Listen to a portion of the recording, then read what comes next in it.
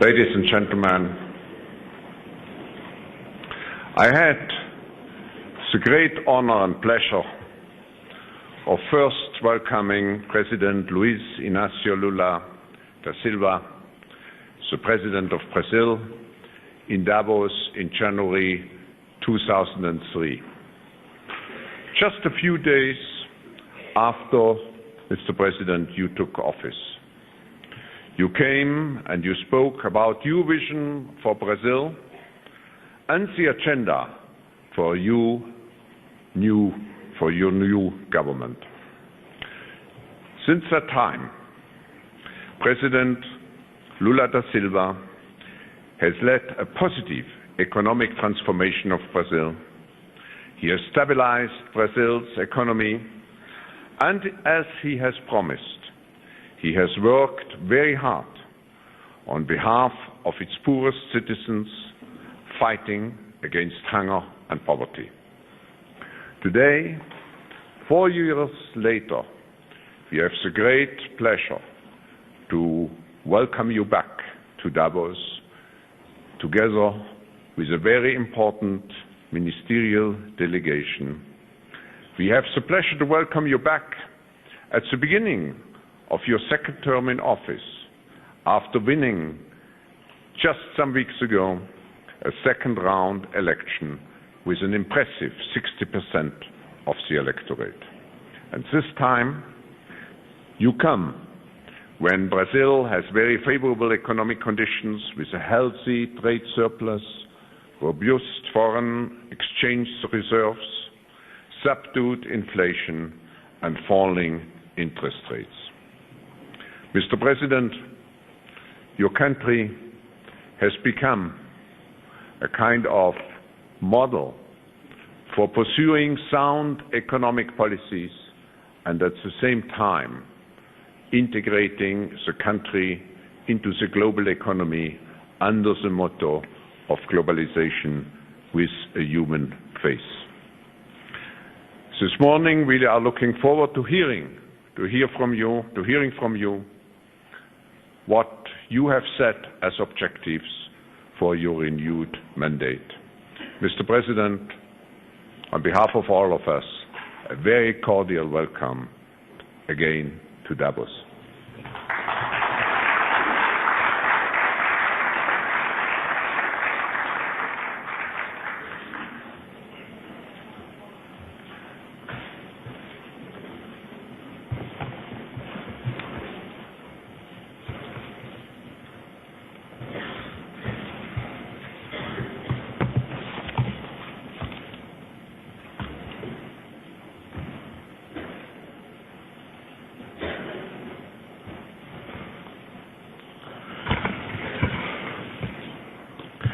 Primeiro eu quero cumprimentar o senhor Klaus Schwab, presidente executivo do Fórum Econômico Mundial.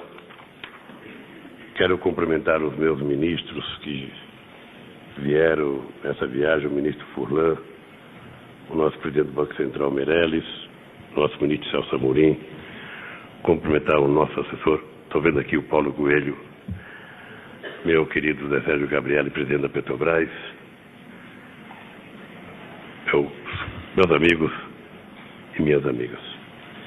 Eu, na verdade, fiz questão de vir ao Fórum de Davos,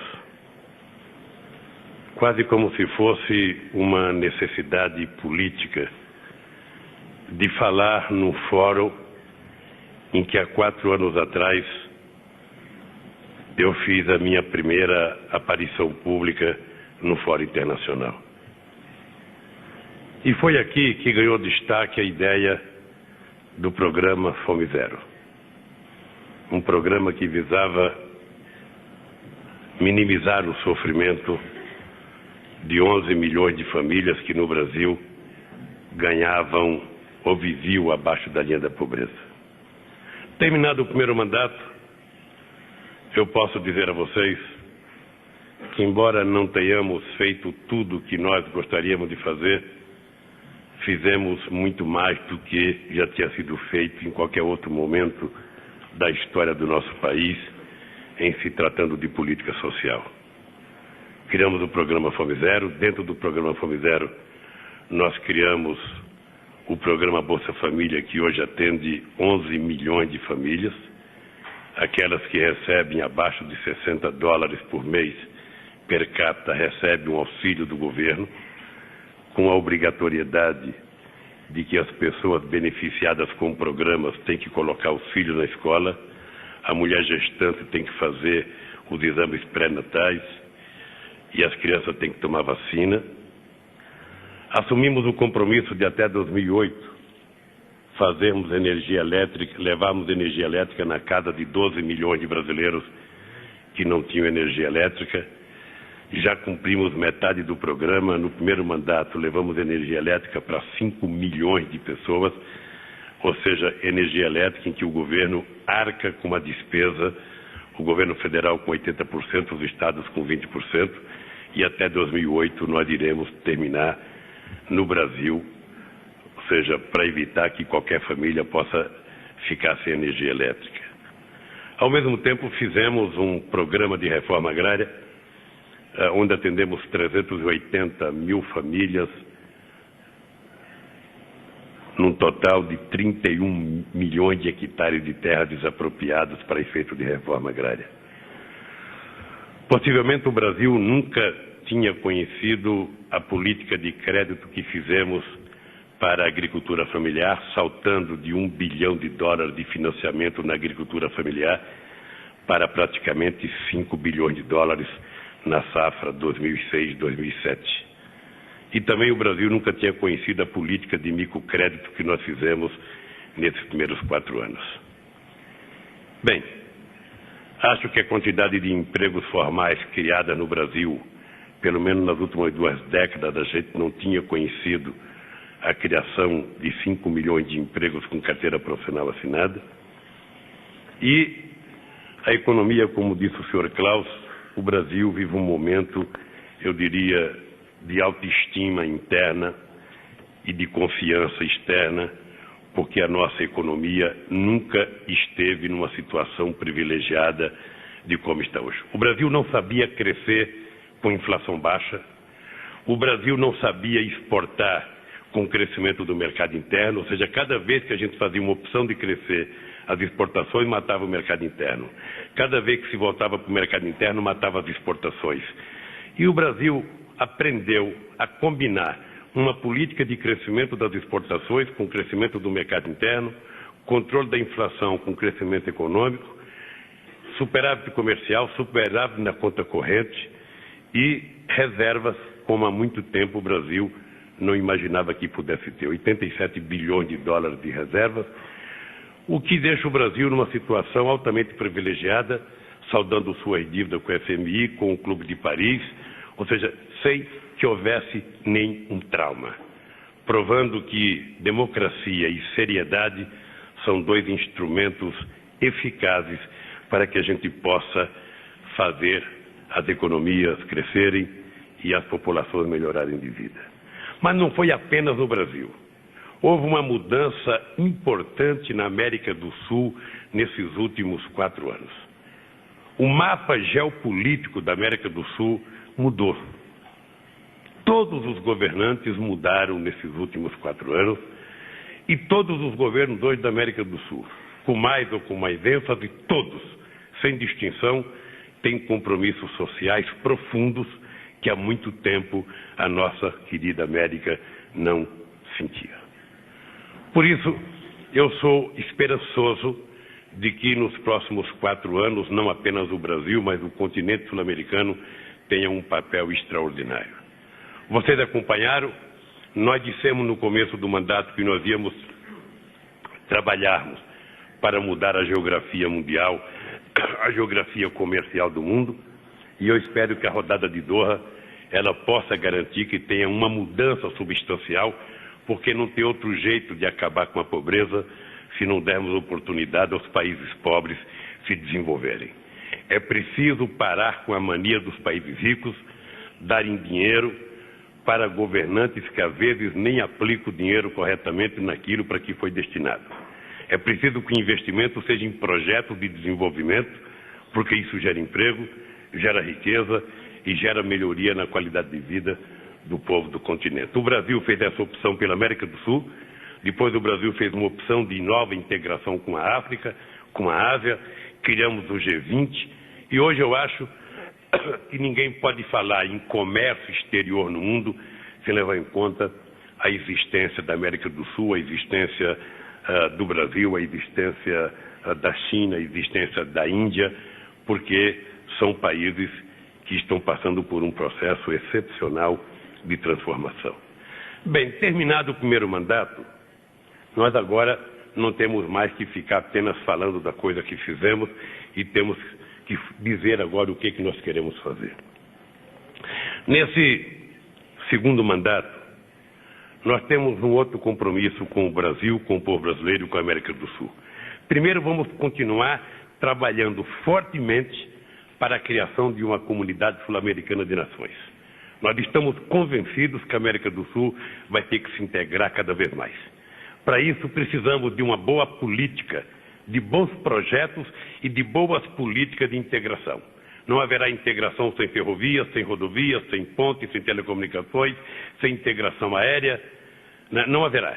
Então é preciso que haja, da nossa parte, a construção de projetos que permitam o mundo enxergar de que não estamos apenas fazendo discurso quando falamos de integração, mas estamos concretizando com projetos concretos obras que podem qualificar para o mundo a verdadeira integração, como a rodovia que estamos financiando no Peru, ligando o Brasil ao Oceano Pacífico, passando pelo Peru, uma estrada de quase 1.800 quilômetros. Pois bem, nesse segundo mandato, nós começamos o ano lançando um programa de desenvolvimento para o Brasil. Um programa de desenvolvimento que leva em conta 3 aspectos. O primeiro aspecto são mudanças na política econômica, sobretudo na área de desoneração de vários setores da economia. Um segundo momento,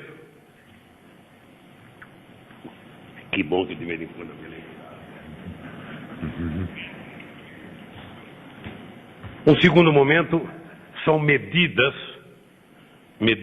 que estamos enviando ao Congresso Nacional para desobstruir os marcos regulatórios para garantir que o Brasil tenha mais facilidade de colocar em prática os seus projetos. E o terceiro, uma definição de desenvolvimento regional, levando em conta as particularidades de cada região do país, para que a gente possa, no que diz respeito a estradas, a rodovias, a ferrovias, a portos,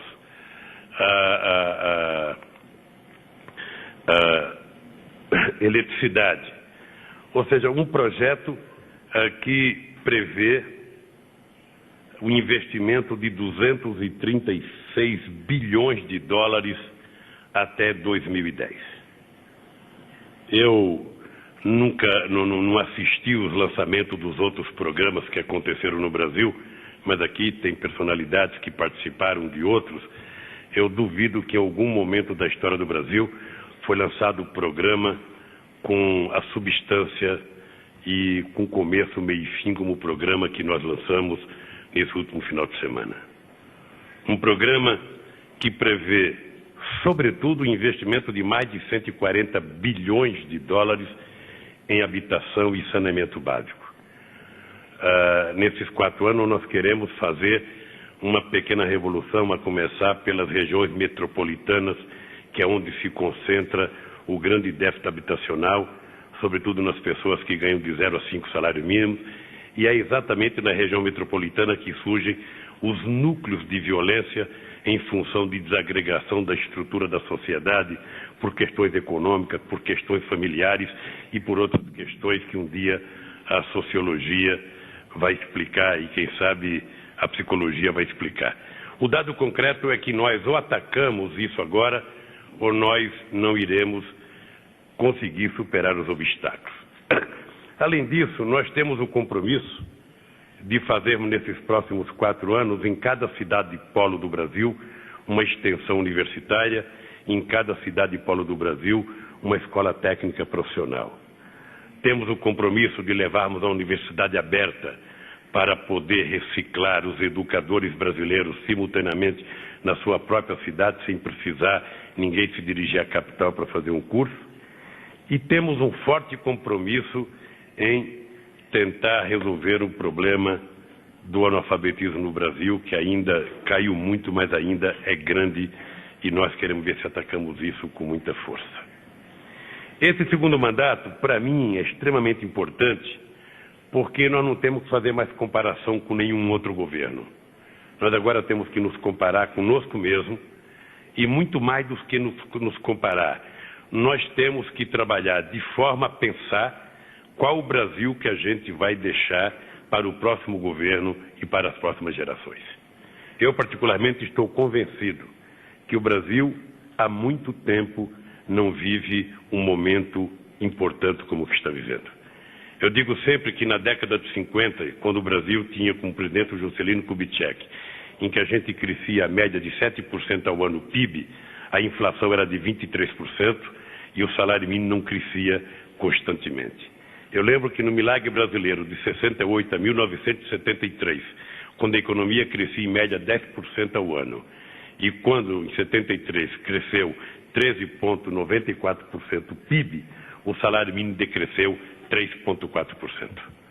Nos nossos 4 anos de governo, nós trabalhamos de forma muito harmônica e o salário mínimo cresceu todos os anos, e agora fizemos uma proposta para o salário mínimo durante os próximos, até 2023, fazendo com que o salário mínimo tenha todo ano um crescimento para que a gente possa dar sustentabilidade ao aumento da renda das pessoas mais pobres.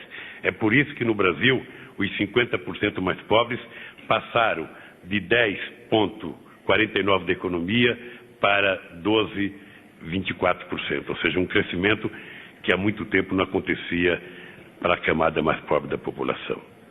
Esse é o Brasil que nós estamos tentando mostrar ao mundo. Um Brasil que se encontrou consigo mesmo. Um Brasil que está aprendendo fortemente que a consolidação do processo democrático do nosso país não está no discurso que tenhamos capacidade de fazer, mas está na capacidade de distribuição de renda que possamos fazer para que o povo possa sentir de forma muito categórica que vale a pena acreditar na democracia, que a democracia é a possibilidade que elas têm de ver como um dirigente sindical metalúrgico pode chegar à presidência da República. Portanto, ela pode ter certeza que, através da democracia, ela vai conseguir conquistar as melhores condições de trabalho e as melhores condições de vida. Eu gostaria, e já pedi ao Meirelles, já pedi ao Guido, já pedi ao nosso companheiro Guido Mantega, que acho que eu não falei no nome dele aqui na hora que eu cheguei, no Furlan, para que a gente convoque os empresários europeus, americanos, ingleses, os empresários japoneses, para ir de perto, a partir do mês de fevereiro, mês de março, mês de abril, conhecer de perto o nosso programa de aceleração da economia. Porque esse é apenas o começo. Agora, em março, estaremos lançando uma implementação de um programa educacional. É importante dizer que nesses primeiros 4 anos nós fizemos 40 extensões universitárias, fizemos 62 escolas técnicas e queremos melhorar isso muito mais, porque entendemos que é através do conhecimento, da educação, do conhecimento científico e tecnológico que nós vamos tirar o Brasil. Eu aprendi uma coisa, e está aqui o Garcia da CAF que pode dizer. Eu tenho dito a todos os dirigentes sul-americanos, nós precisamos parar de viajar o mundo chorando a nossa miséria e encontrando o culpado pela nossa desgraça. Nós precisamos entender que nossa gente interna tem responsabilidade com o que aconteceu na América do Sul e no Brasil. Muitas vezes a responsabilidade é nossa, e ao invés de ficarmos procurando outras pessoas, outros culpados, nós temos que dizer o que nós queremos fazer. Assumir compromissos soberanos com o nosso povo e fazê-lo sem medo de errar. É por isso que eu não poderia deixar de vir aqui, para dizer para vocês que o Brasil definitivamente encontrou o caminho de se transformar um país sério, um país respeitado no mundo e um país que aprendeu a andar de cabeça erguida, que não pede favores, exige direitos. E é por isso que nós estamos brigando, junto com o G20, para que os países ricos adquiram a consciência de que, se não houver um acordo na rodada de Doha, não adianta ocupar o Iraque, não adianta tentar achar que as guerras que acontecem pelo mundo serão resolvidas, sabe, com ajuda financeira de quando em quando. É na possibilidade do crescimento econômico, da geração de emprego, da distribuição de renda, que nós vamos viver num mundo tranquilo. Eu queria terminar dizendo a vocês que nós criamos o biodiesel, está aqui o presidente da Petrobras, nós estamos com um programa forte no Brasil. A partir de janeiro de 2008, todo o óleo diesel do Brasil terá 2% de biodiesel. Em 2013, que nós vamos antecipar para 2010, nós teremos 5%. E não há por que a indústria automobilística brasileira não começar a pensar a produzir um motor totalmente a diesel, porque não há nenhuma razão para que a gente não use biodiesel.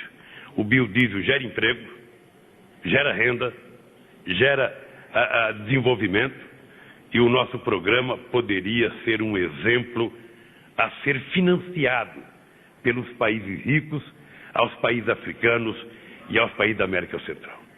Um país grande como os Estados Unidos e rico como os Estados Unidos, ao invés de ficar fazendo álcool de milho, que poderia servir para a gente criar galinha, criar porco, criar ração animal, ou seja, poderia estar participando com os países pobres, financiando projetos para que através, sabe, da soja, para que através do girassol, para que através do dendê, para que através da mamona, para que através de tantos outros produtos a gente pudesse estar produzindo combustível para o mundo, limpo, combustível não poluente, combustível gerador de empregos, e quem sabe, quando a gente chegar nesse momento, o mundo vai viver mais tranquilo, menos guerras, e a gente vai poder então participar do Fórum Mundial de Davos, participar do Fórum Social Mundial, sabe, com mais tranquilidade. Eu já percebi que houve uma melhora no Fórum de Davos, porque já não tem tanta gente fazendo barreira para impedir que as pessoas venham aqui.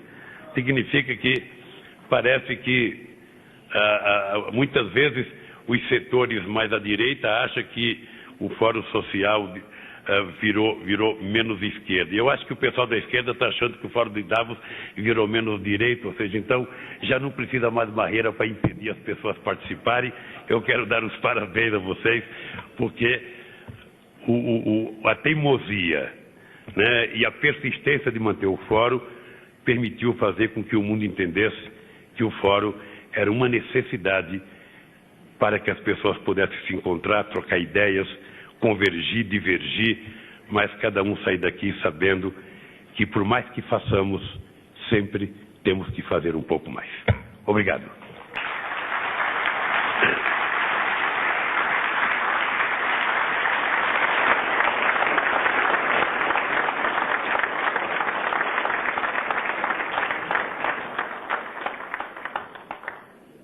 Thank you very much, Mr. President. I think we were all impressed by the passion which you put behind a clear vision for the future of Brazil. I also want to acknowledge the presence again of the strong delegation from Brazil.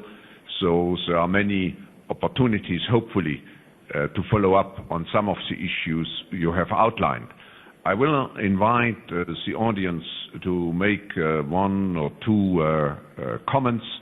Please prepare yourself. In the meantime, I would like to ask one question, Mr. President. You presented the new development program, which is very impressive. I read it, and it was presented just some days ago. If you could tell us how you see the role of business on the one hand and the role of the government and public institutions on the other hand, and how you see the partnership, public-private partnership, as an aspect of driving particularly infrastructure projects forward, and to help to make all those ambitious plans a reality. Quando nós elaboramos o PAC, nós trabalhamos, primeiro, com a definição daquilo que era a possibilidade de investimento do governo. Segundo, nós trabalhamos com a possibilidade concreta de que vários dos projetos terão que ser feitos entre parceria pública e privada. Por exemplo, as hidrelétricas que nós queremos fazer no Rio Madeira, que são 2 projetos de grande envergadura. Esses projetos terão que ser feitos em parcerias com a iniciativa privada ou possivelmente feitos só pela iniciativa privada, vai depender da capacidade de fazer investimento. As estradas que nós queremos fazer, nós mandamos para o Congresso Nacional, foi aprovado a lei do PPP, nós agora estamos trabalhando com os empresários para construir essas parcerias e começarmos a trabalhar.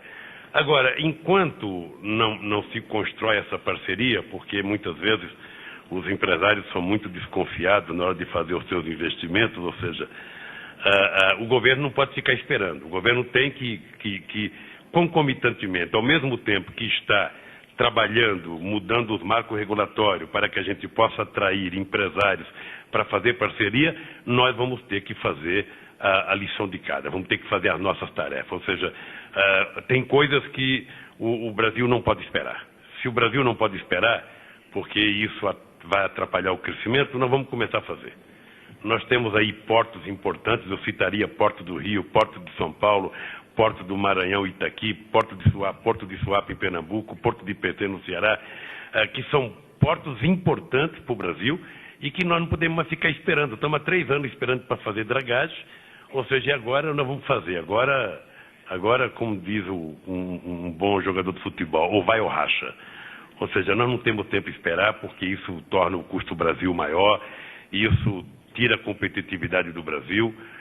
O Furlan está aqui, ele sabe que eu sou entusiasta do crescimento das exportações, trabalho de forma árdua para que a gente possa vender cada migalha de coisa que nós produzimos no Brasil, e quanto mais estrada nós tivermos, quanto mais ferrovia nós tivermos, quanto melhores forem os nossos portos, e quanto mais parceria fizermos com os empresários brasileiros, com os empresários estrangeiros, nós teremos condições de alcançarmos esse nosso sonho. Eu estou convencido que na política interna brasileira há compreensão de todo o Congresso Nacional, dos governadores. Pode ser que um governador tenha uma crítica aqui, outra ali, um deputado tenha uma crítica aqui, outra ali, mas no fundo, ele sabe que esse projeto não é um projeto do presidente Lula, não é um projeto apenas do governo, é um projeto para o Brasil. Se formos competentes e conseguirmos concluir tudo o que queremos concluir até 2010, aquele que vier depois de mim vai pegar um Brasil muito mais arrumado do que o que eu peguei. E é isso que interessa para quem quer investir no Brasil, para quem é brasileiro e, sobretudo, para quem quer governar o Brasil. Question, please, yeah. Questions or comments?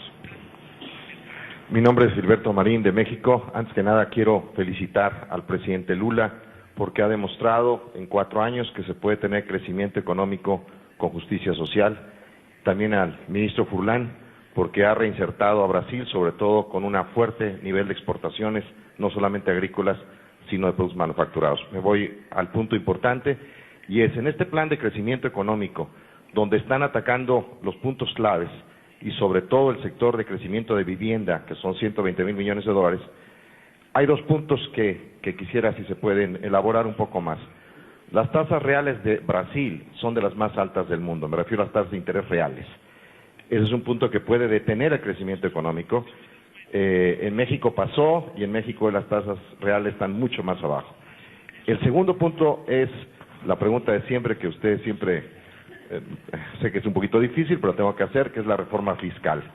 La reforma fiscal es otro de los motores importantes que pueden hacer crecer a Brasil al 7, al 8%, como otros países. La última, solamente para elaborar un poco más, ese crecimiento económico puede tener algunos cuellos de botella, que son los puertos.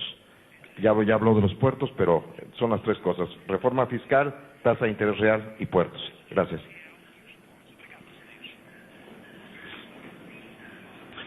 Olha, eu vou começar pela taxa de juros.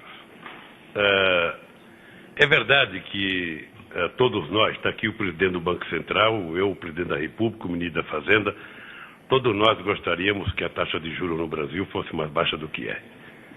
Acontece que você não consegue reduzir a taxa de juros num passe de mágica, ou seja, você precisa criar sustentabilidade, confiança, sabe, política e confiança no mercado para que você possa, de forma, sabe, dinâmica, e você reduzindo a taxa de juros. E estamos fazendo isso há um ano consecutivo. Há um ano consecutivo. Veja, eu digo todo dia que economia...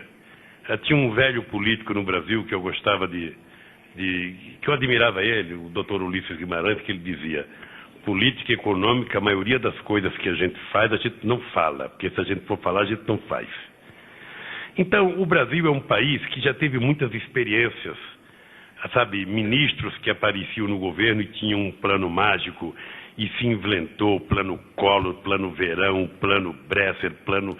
Ou seja, foi se inventando o plano. Acontece que cada um deles, sabe, 6 meses depois, 1 ano depois, 2 anos depois, quebrava. E quando quebrava, sabe, o povo ficava com prejuízo. Sabe, eu tenho dito, desde que tomei posse, que não há mágica em economia. Em economia há seriedade. E você há de compreender que nós não tivemos o sucesso econômico que tivemos se não tivéssemos responsabilidade fiscal. Foi exatamente a nossa responsabilidade fiscal que permitiu que o Brasil hoje tivesse superávit de conta corrente, tivesse superávit na balança comercial, tivesse 88 bilhões de dólares de reservas, chegasse a 140 bilhões de exportação, fizesse crescer a renda dos mais pobres, fizesse crescer o salário mínimo. Ou seja, esse é um comportamento que foi criando nas pessoas a certeza de que nós não estávamos fazendo uma aventura, nós estávamos fazendo um país. É uma coisa mais séria. E, portanto, a taxa de juros vai continuar caindo na medida em que a gente for conquistando mais confiança e mais garantia. Quanto mais garantia, quanto mais confiança nós passarmos para a sociedade, mas nós poderemos ir reduzindo a taxa de juros. É importante lembrar também que uma boa parte do dinheiro, sobretudo os grandes empresários, e eu estou vendo alguns aqui, brasileiros, ou seja, sabe que não é a taxa Selic que norteia o financiamento deles. Ou seja, aqueles maiores conseguem pegar financiamento em dólares a um preço muito mais barato, aqueles que não conseguem, que não querem dólar, vão no BNDES e pega juros hoje a um preço muito barato, que é o grande banco de financiamento da indústria brasileira. O crédito para a agricultura, todo mundo sabe que o crédito da agricultura no Brasil é um crédito, sabe, num nível muito, muito, muito importante, ou seja, que fortalece a agricultura brasileira. O microcrédito é um sucesso extraordinário no Brasil e, sobretudo, o crédito consignado, que é o empréstimo ao trabalhador brasileiro e ao aposentado, sabe, com desconto na folha de pagamento, que é um sucesso extraordinário. Eu não sei, eu não posso citar o número aqui, mas devemos chegar quase aos 35, 40 bilhões de reais emprestados para o povo. E nós vamos continuar, então, com essa política, vamos conseguindo reduzir a política de juros. A responsabilidade fiscal e política fiscal, veja, eu tenho discutido que todo mundo fala com muita facilidade na questão fiscal do Brasil. Primeiro, o Brasil é um país que tem as coisas razoavelmente arrumadas. Se fala muito de um déficit da Previdência Social, que é de quase 50 bilhões de reais, e eu tenho dito que o déficit não é da Previdência Social.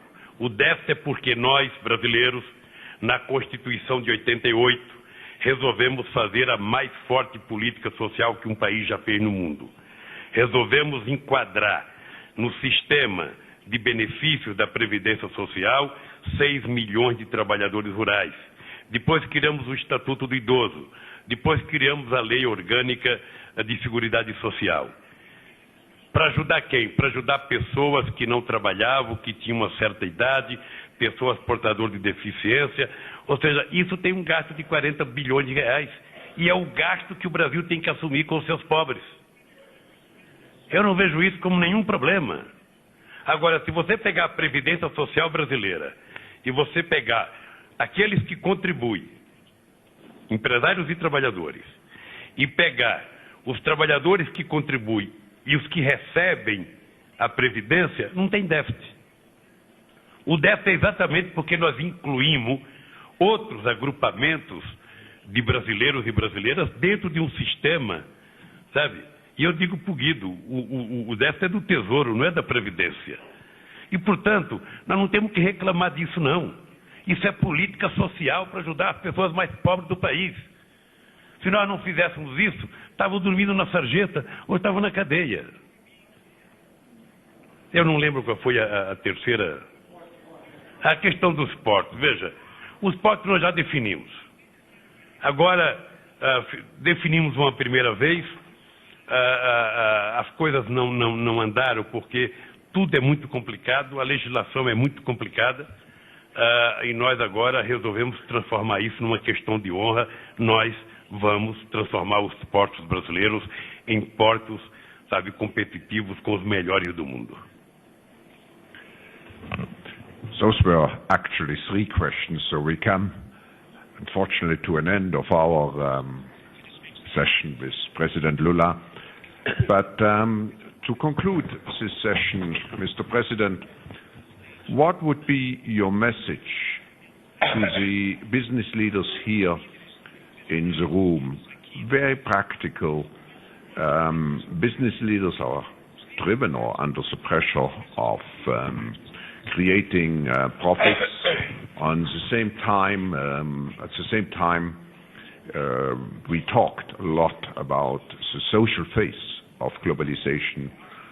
What concrete proposals, what concrete advice would you give to the business audience here to combine economic efficiency with social responsibility? Bom, o esforço de conquistar lucro é um esforço bom. Duro é o esforço para evitar o prejuízo, mas para ter lucro está ótimo. Eu queria dar um palpite. Não vou aqui fazer merchandising do Brasil e não vou pedir para vocês visitem o Brasil, investir no Brasil, não vou fazer isso não. Isso só vai fazer quem quiser ganhar dinheiro e ter segurança nos investimentos, pode ir ao Brasil. Mas eu queria dizer para vocês o seguinte: todos vocês têm relações com os governos dos países importantes do mundo.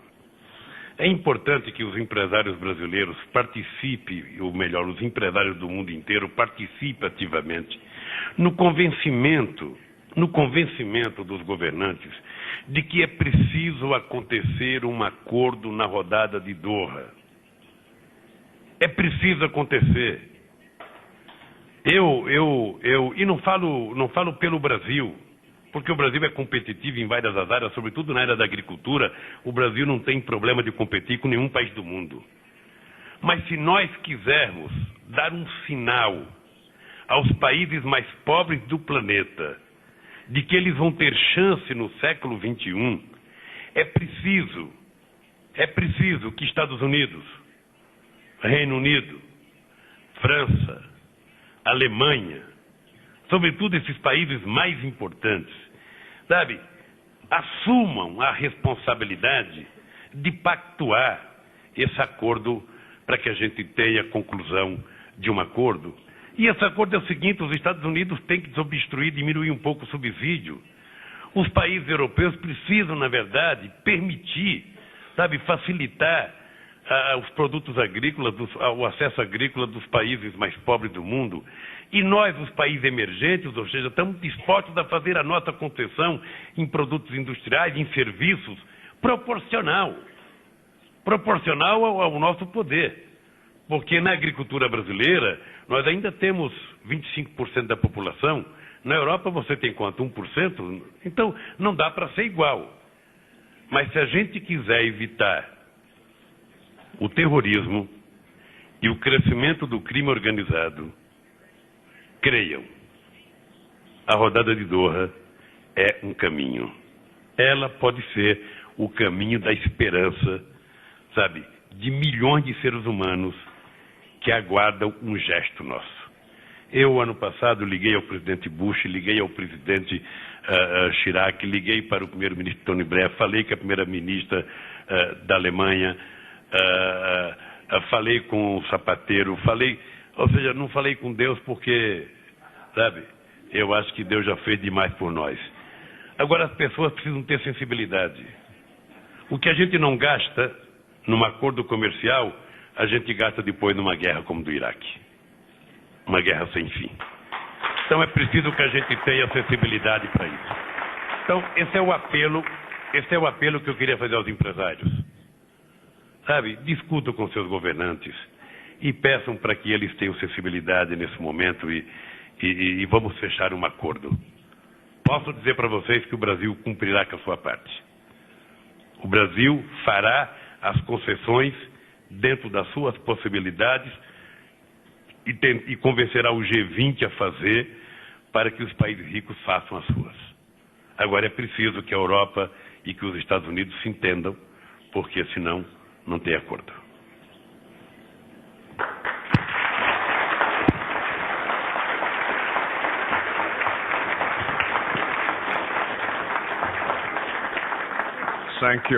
Thank you, Mr. President. We wish you all the deserved success on a national level as a national leader, but also as a global statesman, as you have shown to us today. Thank you for your presence.